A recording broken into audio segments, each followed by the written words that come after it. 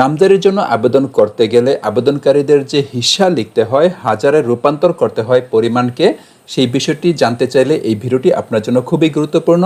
কারণ আজকের এই শিক্ষামূলক ভিডিওটির মাধ্যমে আমি একটি আবেদনে 10 জন আবেদনকারীর জন্য ভিন্ন ভিন্ন পরিমাণের ক্ষেত্রে হাজারে হিস্সা কিভাবে লিখব, কিভাবে লিখতে হয়, খুব সহজভাবে আমি আপনাদেরকে বুঝিয়ে দেব। কারণ আমি নামজারি আবেদনটাই বেশি করি, আমার আয়ের প্রায় 90%ই নামজারি আবেদন থেকে আসে। তাই আমি চেষ্টা করব নামজারি আবেদনের পরিপূর্ণ গাইডলাইন আপনাদেরকে স্টেপ বাই স্টেপ ভিডিও আকারে শেয়ার করার জন্য। এতে করে আপনারা আমি যেভাবে করি খুব সহজভাবে, সঠিকভাবে, নির্ভুলভাবে কিভাবে আবেদনগুলি করবেন, পরিপূর্ণ গাইডলাইনগুলি আমার কাছ থেকে শিখতে পারবেন। তাই আমার ইউটিউব চ্যানেলটি সাবস্ক্রাইব করতে ভুলবেন না এবং অবশ্যই বেল বাটন অন করে রাখবেন। ফেসবুক পেজটি ফলো দিয়ে ভিডিওগুলি শেয়ার করে টাইমলাইনে রেখে দিবেন।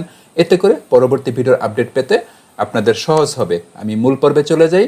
এখানে একটি আবেদনে আমি প্রবেশ করেছি যেখানে 10 জন আবেদনকারী রয়েছে। দেখুন এখানে সর্বমোট 10 জন আবেদনকারী রয়েছে।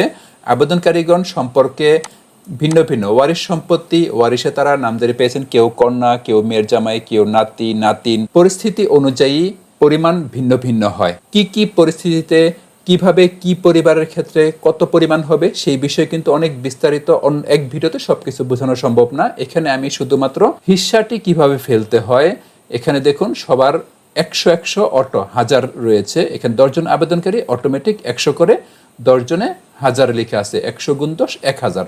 আমি একটি নামজারি থেকে আপনাদেরকে একটু দেখিয়ে নেই।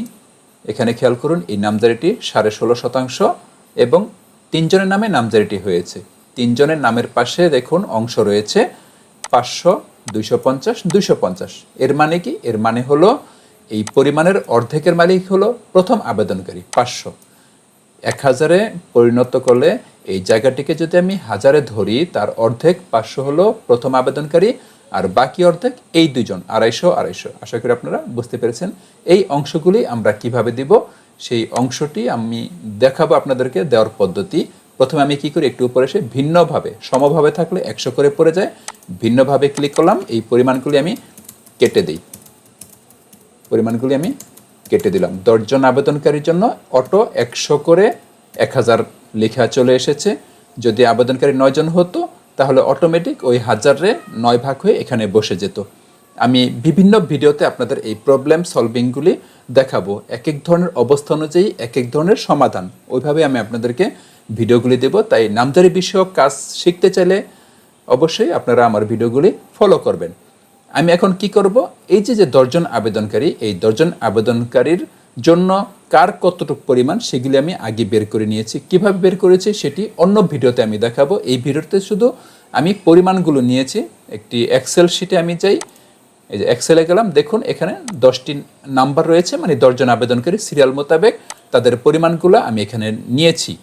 এখানে প্রথম আবেদনকারীর 83.33 লক্ষাংশ, দ্বিতীয় আবেদনকারীর 83.33 লক্ষাংশ, এভাবে কারো 21 পয়েন্ট, কারো 25 পয়েন্ট, কারো 12.45 লক্ষাংশ, এভাবে সর্বমোট 5% জায়গায় এসেছে।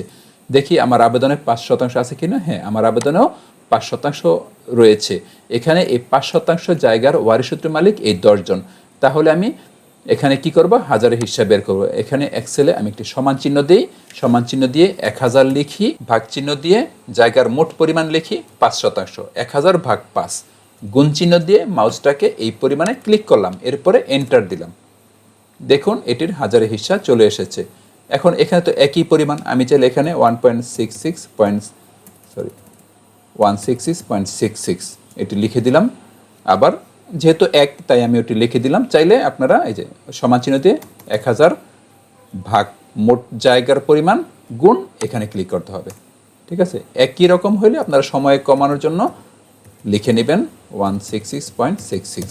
আচ্ছা, এরপরে এটার জন্য কত হবে, সমান চিহ্ন 1000 ভাগ মোট জায়গা গুণ এখানে ক্লিক, এরপর একটা সমান চিহ্ন 1000 ভাগ মোট জায়গা গুণ এই ঘরে ক্লিক, একইভাবে সমান চিহ্ন 1000 ভাগ 5 গুণ এই ঘরে ক্লিক। আবার এই তিনটে একরকম, তাই আমি এটি লিখে দিলাম 24.90। এখন আমি এইগুলাকে যোগ করি, সিলেক্ট করে আমি যে অটো সামে গেলাম, দেখুন 1000 চলে এসেছে। এখন আমি এই সংখ্যাগুলি মূল আবেদনে বসিয়ে দিই। 166.66, 1 2 3 4 5টা। উপর থেকে 5টা, 1টা 2টা 3টা 4টা 5টা। এরপরে রয়েছে 42, এরপরেরটা 50, 42 এরপরেরটা 50। এরপরে রয়েছে 24.90 3টা, 24.90, 24.90, ধরেন আমি 24.90 না দিয়ে 24 দিলাম, এটা একটু কম দিলাম, ভুল করে দিলাম। ঠিক আছে, আমি পরবর্তী ধাপে যাই, সংরক্ষণ এবং পরবর্তী ধাপে যাই। দেখুন ওয়ারিশ অংশের তথ্য সঠিকভাবে প্রদান করুন, অ্যালার্ট দিয়ে দিয়েছে, মানে এখানে 1000 মিল হয়নি। 24.90 আশা করি হয়ে যাবে। হ্যাঁ, হয়ে গেছে, কারণ এখানে সময় নিতেছে। যদি না হয়তো সাথে সাথে রেজাল্ট দিয়ে দিত। এই যে পরবর্তী ধাপে চলে আসলাম। নামজারি আবেদনের হিস্সা, হাজারের হিস্সা কিভাবে লিখতে হয় সেটি কিন্তু আমরা বুঝতে পারলাম।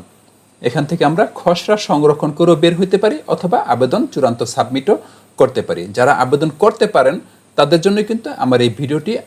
আর যারা একবারেই করতে পারেন না, একবারে নতুন শিখতে চান, নামজারি সম্পর্কে কিছুই না বোঝেন, তারা অন্তত এতটুকু দেখুন, আমার পরবর্তী সিরিজ পর্বগুলি আপনারা খেয়াল করুন। একবারে জিরো থেকে জমি সংক্রান্ত কাজ একবারেই জানেন না, শূন্য থেকে আপনারা পরিপূর্ণভাবে এক্সপার্ট হইতে পারবেন। যদি এক্সপার্ট হইতে চান তাহলে আমার পেজ, আমার ভিডিওগুলি, আমার ইউটিউব চ্যানেল ইত্যাদি আপনারা ফলো করবেন। এখান থেকে আমি খসড়া সংরক্ষণ করে সেভ করে বের হয়ে গেলাম।